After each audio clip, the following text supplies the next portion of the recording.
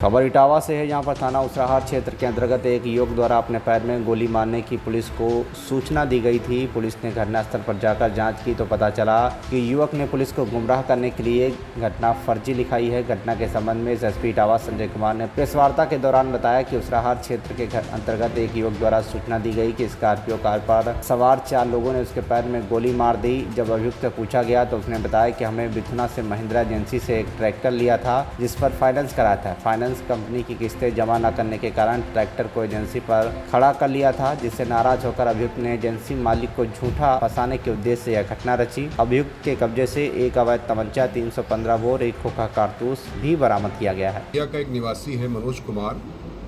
इसने पिछले 1 साल 1.5 साल पहले इसने जो है ट्रैक्टर लिया था लोन पर, महिंद्रा की एजेंसी थी बिथुना में, औरैया में, वहाँ से लिया था। और ये अपने, जैसा कि ये पहले क्लेम किया था, परसों 29 तारीख को ये मामला है, 29 का थाना उसराहार जनपद इटावा में, जब ये व्यक्ति अपने बहन के यहाँ आया हुआ था तो उसको 4 लोगों ने उससे पैर में गोली मारी है और उसने फिर ये बात थाने को बताई, जिससे कि इनके खिलाफ 307 का अभियोग दर्ज हो सके। पुलिस मौके पर पहुंचती है और तमाम छानबीन करती है। जब तो ये तथ्य सामने आता है कि इसने 7,40,000 का एक ट्रैक्टर लोन लिया था, महिंद्रा ट्रैक्टर लोन लिया था, और उसी की जो लोन ये भर रहा था, तो और उसको लेकर के विवाद चल रहा था कि इसकी जो प्रीमियम आ रहा था, उस प्रीमियम को पूरे ढंग से जमा नहीं कर रहा था, अभी तक जो संज्ञान में आया है।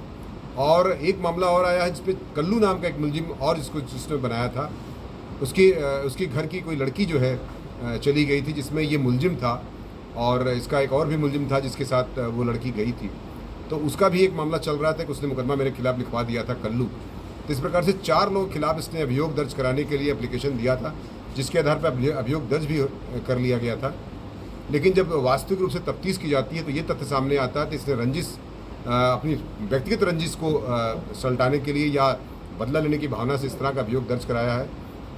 और वास्तविक तफ्तीश की जाती है तो ये तमंचा खुद जाकर बरामद कराता और बताता है कि अपने दोस्तों से मैंने सीखा था, क्योंकि इन्हें ये मजदूरी पे काम करता है और वहाँ पर जो एजेंसी है वहाँ पर काम भी मांगने गया था।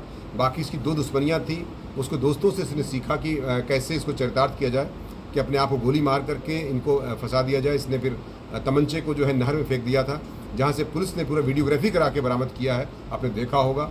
और इस प्रकार से एक महत्वपूर्ण घटना जो कि स्वयं वादी द्वारा ही जनित की गई थी, मनोज कुमार द्वारा, उसे 182 में, 211 में और 195 IPC में, साथ 3/25/27 आर्म्स एक्ट में गिरफ्तार किया गया है तथा उसे जेल भेजने की कार्रवाई सुनिश्चित की जा रही है। इटावा से शिव कुमार सिंह की रिपोर्ट, TV1 इंडिया।